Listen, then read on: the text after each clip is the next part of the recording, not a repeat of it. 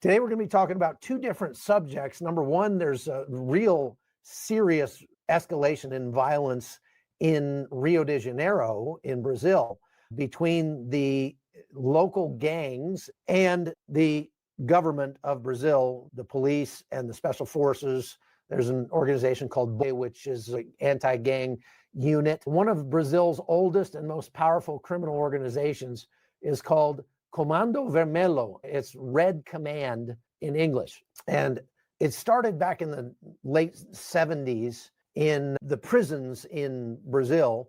And it started out as a highly Marxist communist organization that was trying to push the whole continent of South America toward Marxism. They've become one of the most powerful criminal factions on planet Earth now. They historically are based in and they own Rio de Janeiro's favelas. And every once in a while, the government of Brazil tries to take a hard stance against these gangs, and they send in the troops. And when they send in the troops, they send in tanks and armored personnel carriers and all sorts of things into these neighborhoods to try to root out the favelas and root out the gangs from the favelas. And it typically doesn't go very well for anybody. A lot of cops get killed, a lot of people get killed. Unfortunately, a lot of bystanders, especially children, end up getting killed because the favelas are some of the most densely populated places on planet Earth. Now, I'm going to show you just a little bit of the fighting that's been going on. You can hear the gunfire. It's a war zone, if ever I've heard one.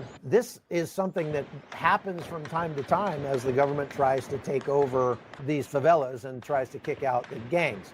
The gangs are heavily involved in cocaine, weed. They do retail and wholesale. They do a lot of arms trafficking. They extort pretty much everybody. And they even do hijackings of cars. They do armored car robberies.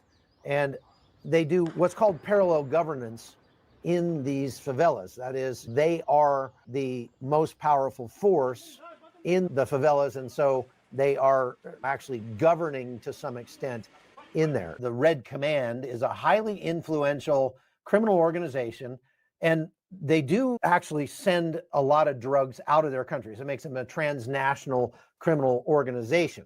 And most of the cocaine that they send out ends up making its way to Europe, but there is some that is funneled into the United States. What they do is they funnel it from Brazil up through Venezuela and then into the United States, or from Brazil into Bolivia, and then up through Ecuador into Colombia and up to the United States via the land route that way. They are a threat, not just to people in other places, people in Brazil, but they're a threat to the United States as well. So this is something that we are seeing play out across Latin America. And it's interesting that it's happening now because as President Trump has decided to take a really hard stance against the cartels, he started out with the cartels that were moving people up into the United States at the beginning of his term, and now he's really moved on as they have completely stopped the illegal migration into the U.S.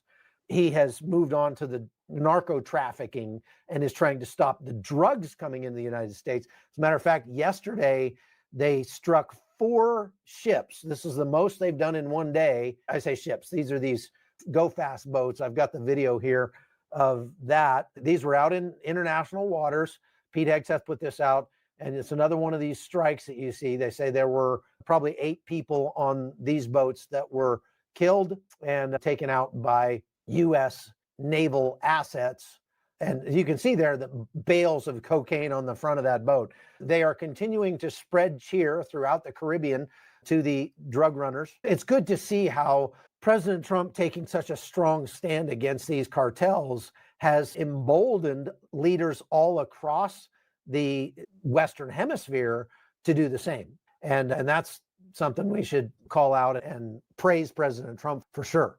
Now, as President Trump has continued to build up forces in the Caribbean, so I just want to give you an update on that. A lot of people are saying that, look, this buildup in the Caribbean is a whole lot more than it would be necessary to actually take on the drug cartels, to bomb these go-fast boats out. We don't need 10,000 troops in the Caribbean to go after the drug cartels. That's just A lot of people are saying what this signals is that we are all about regime change in Venezuela. As a matter of fact, the AP put out this story that actually the United States has been trying to figure out a way to get Maduro out of there for more than a year. They actually got in touch with Maduro's pilots of his private jet, and they went and met with them somewhere. And they were like, look, there's a multi-million-dollar bounty on Maduro's head. You could be absolutely filthy rich. We'll take care of you. We'll take care of your family. And we will make sure that you're safe. And all you have to do is next time Maduro jumps on a plane to fly someplace, you just accidentally stray into some nearby country like Trinidad, which is very close, some nearby Caribbean country. And when you land, we'll have the FBI there or the DEA or somebody to pick him up and arrest him. Now, the DEA has done this to various drug lords throughout the world. So there is some precedent for this. And unfortunately, it appears that the pilot that they were trying to turn and get to turn in Maduro was extremely loyal to Maduro. And so instead of turning over Maduro, he just told Maduro what they were doing and then refused to play ball with the DEA. So it didn't work out. Now, with these previous drug raids into failed state countries, that means that it's possible that we might be planning something similar in Venezuela. And as a matter of fact, local or Spanish language news media are saying Nicolas Maduro's days are numbered. Take a listen to this guy. I translated this to English for you. The former United States ambassador to Venezuela said today to Noticias Univision 24/7 that Nicolas Maduro does indeed have his days numbered. These were his words. 80% that it will happen what? That the United States will remove President Maduro or that he will be overthrown internally? We are going to do something with the objective that Maduro leaves the power. That is the objective we have. Does this have any time window? I think so, just because what we have as tools, the destroyer ships, the planes, the men, and everything in the region has to be used or has to return to their bases. So I would say within 30 days. 30 days. We are here in Washington preparing a special edition of Line of Fire for you.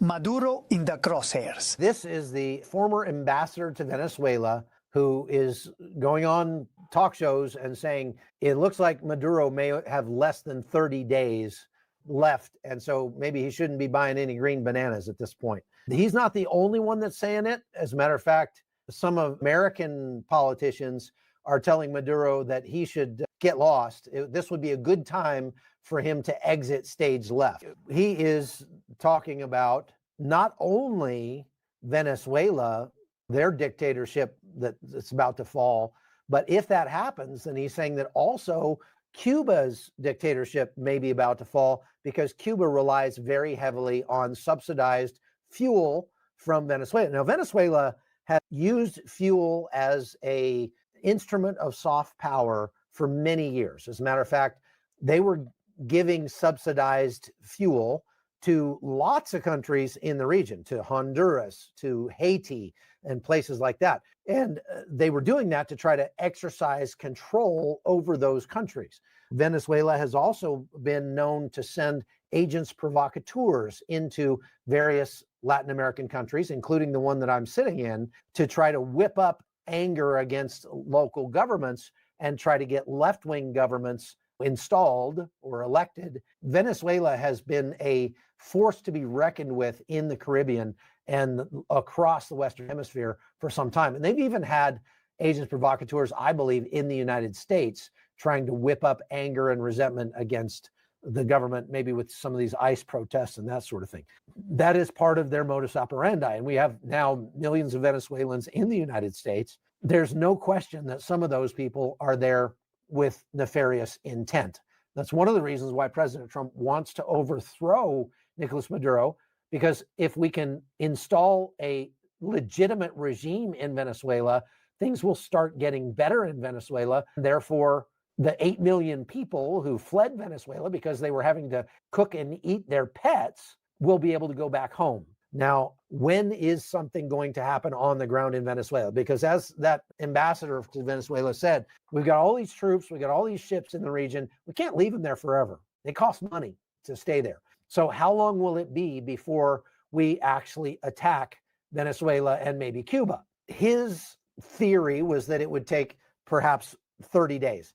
And there's a reason for that. This is the USS Gerald Ford, which left Croatia about a week ago and is now steaming full speed toward the Caribbean. The Gerald Ford is the largest aircraft carrier in the world that is actually floating, and it has a tremendous amount of firepower, about 4,000 troops on there that can add to what's already in the Caribbean. They got to meet up with some of their other littoral ships and that sort of thing. They've got to resupply themselves at sea, and that all takes time.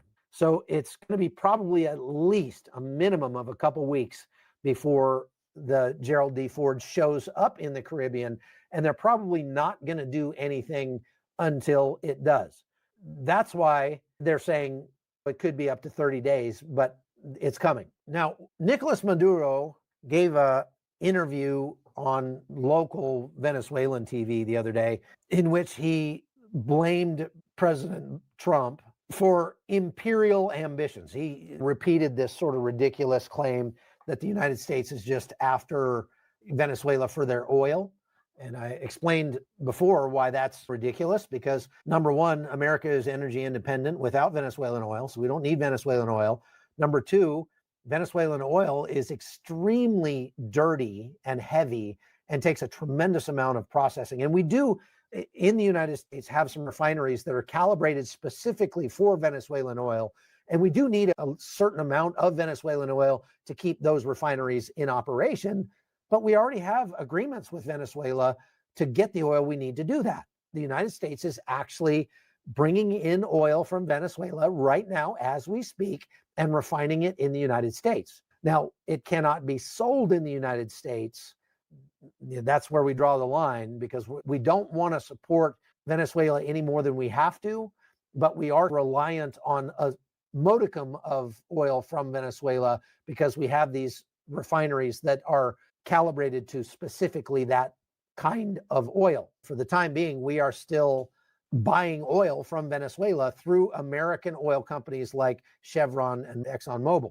So we're already getting it. So we don't need to take over Venezuela to get their oil. The other thing is Venezuela has tremendous reserves of oil, but they are very bad at getting it out of the ground. So for every 90 million barrels that the United States takes out, Venezuela is only able to take out 1 million barrels of oil in that same time frame. So Venezuela used to be able to produce a lot more oil, but when they went to a socialist economy, their ability to extract oil from the ground went through the floor, because people that live in communist countries do not have any motivation to work hard, to show up early and work late and do a good job, because they get paid the same no matter what.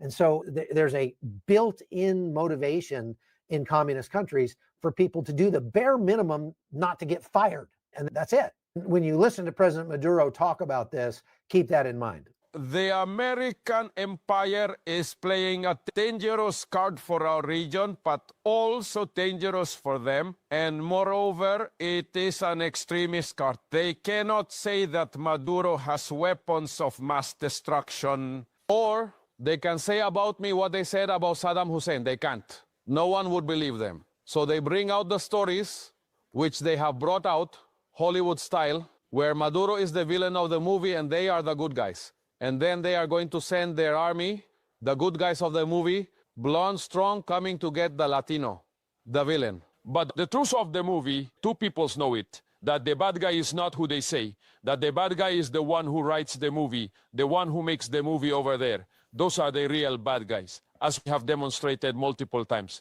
Venezuela is a free country, completely free from the phenomenon of drug trafficking.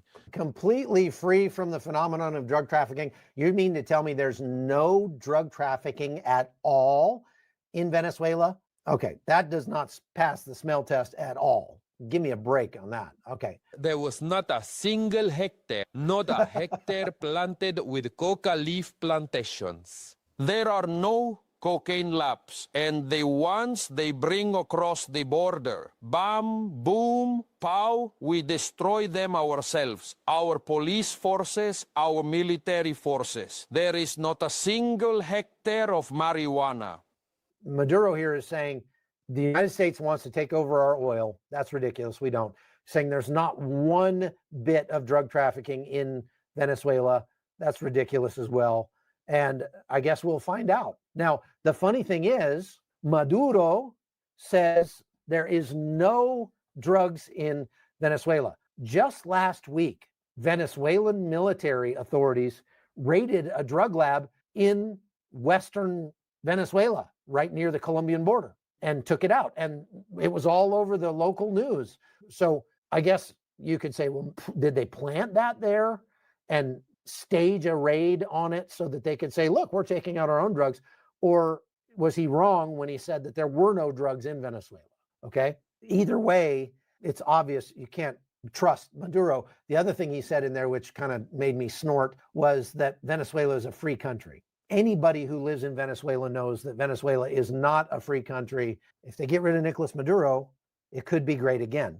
And so President Trump is actually very popular with the Venezuelans I've spoken to. I talked to one yesterday here in Panama and said, what are people that you talk to in Venezuela saying? And they're saying, we are all hoping against hope that President Trump will take out Maduro. And they've been hoping that for a long time. I remember having them ask me that in Colombia when they would come across the border to go shopping. This is during the first Trump administration.